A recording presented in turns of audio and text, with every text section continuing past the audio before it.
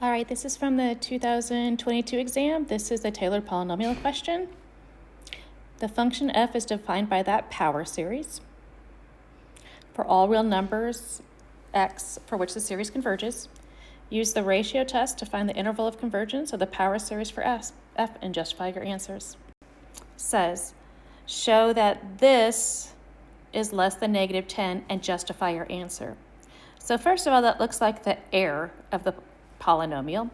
And what did we plug in for x? We plugged in 1/2. You can see that right here. So this here is my real value, and this one's my approximate value.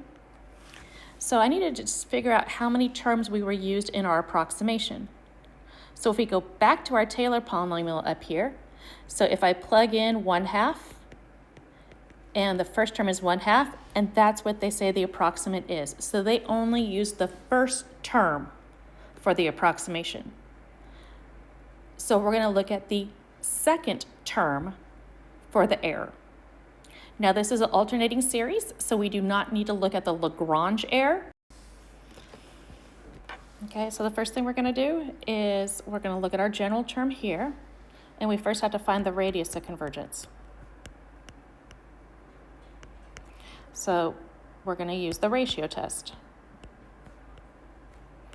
So an plus 1, and remember we place n with n plus 1.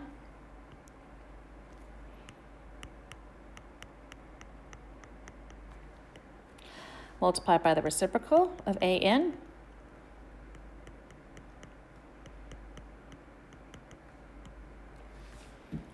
The next thing we have to do is cancel anything that can be canceled. Notice the alternating does not mean anything inside the absolute value. This right here is really 2n plus 3. So if I cancel my x's, I'm going to have x squared up here. The next thing we look for are the degrees equal? And you can see right here the degrees are equal, which means it's the ratio of the leading coefficients. So we have x squared on top, and we have basically 1 on the bottom. So this needs to be less than 1 for convergence. So that means x squared's got to be less than 1, and x has got to be less than 1. So that tells us the radius of convergence is equal to 1. So they were fairly nice on this one, because even if you forgot to take the square root, your radius of convergence would have been the same. But they've asked for the interval of convergence. First thing we need to notice is that this is centered at 0. And we know that because we don't see an x minus c. So I'm centered at 0. My radius of convergence is 1. So I'm going to go 1 in each direction. So those are the points we're going to need to test. So we're going to check x equals -1. And we'll have to check x is equal to 1. So that means we're going to plug that in for the x value up here in the general term. So you're really going to have the series -1 to the n, -1 to the 2n plus 1, all over 2n plus 1. And then same thing for the next one, or very similar. So -1 to the n, +1 to the 2n plus 1, all over 2n plus 1. So the first thing I notice is that both of these are harmonic. The p-value is 1. You can see the p-value right here. So it matters if it alternates. So looking at simplifying this would be -1, and then adding our powers, 3n plus 1. So we have to decide if that's going to alternate or not. That still kind of makes me nervous, so what I'm going to do is I'm just going to start with a couple of values. Let's see if this starts at n equals 1. I can't remember where it starts, but it doesn't really matter. It starts at, yeah, n is equal to 1. So the first one would be negative, and the next one's going to be negative.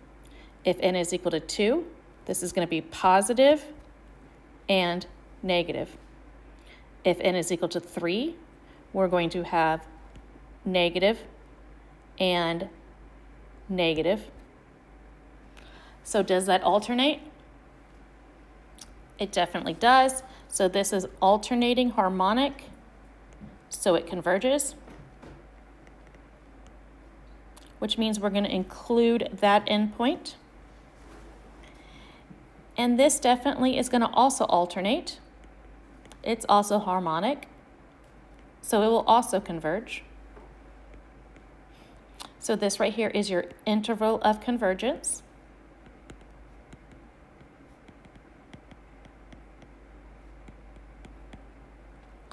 And remember, they will also write it like this with the inequalities instead of the open and closed brackets. Part B. So here, just recapping that, I know that x is equal to 1/2. That's what we plugged in. And this was only the P1 Taylor polynomial. So our error, the error for an alternating, the error for a convergent alternating series is less than the first omitted term.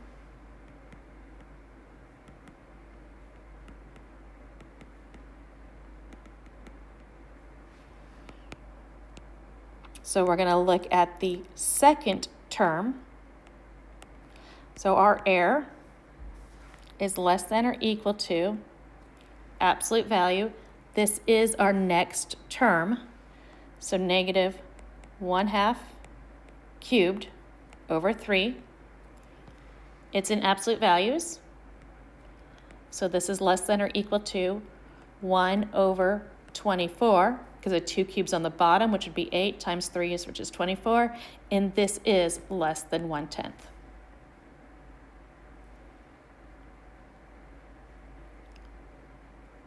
Part C, it wants us to write the first 4 non-zero terms and the general term of f prime. So we just take the derivative. So 1 minus x squared plus x to the 4th minus x to the 6th. Make sure you do 4 non-zero terms. Sometimes you might have to go back and generate another one. And then the general term, again, remembering all of this right here is just a constant when we're talking about taking the derivative with respect to x. So then you multiply by 2n plus 1, x to the 2n. Because remember, it's just a power rule. You move the power in front and subtract 1. And notice that we also have these guys canceling.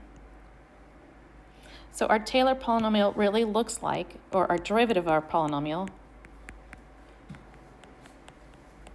looks like this. So negative 1 to the n, x to the 2n. I like to go and make sure everything looks, consistent. So we do see it's alternating, and we have all even powers. Use the result in part C to find the value of f prime of 1/6.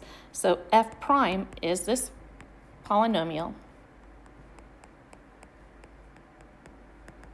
And they said find the value. They did not say approximate the value, which means we need the actual real answer. If we're getting the actual real answer, it has to be a polynomial you recognize or geometric, because you're really finding the sum. To find the value of that is adding up all of them together. But if you look at the polynomial we created in part C, this is in fact geometric. So we only have to look at the geometric sum. So the sum of a geometric looks like a over 1 minus r. So for r up there, our first term is 1, and r here is negative x squared. So minus a negative x squared would be plus x squared. So now we're going to find the sum when x is equal to 1/6. So 1 over 1 plus 1 over 36. So how was this scored? Part A is worth 5 points. The first point comes from writing the ratio. Second point from finding the limit. Third point for finding the radius of convergence. The fourth point is the fact that you knew to check both endpoints. And the fifth point is getting the endpoints correct. Part B is worth 2 points. 1 for knowing that you're using the second term, and 1 for writing the error bound. Part C is worth 2 points. You get 1 for the first 4 terms, so you get 1 point for this, and you get 1 point for the general term. D is worth 1 point, and that's just finding the sum.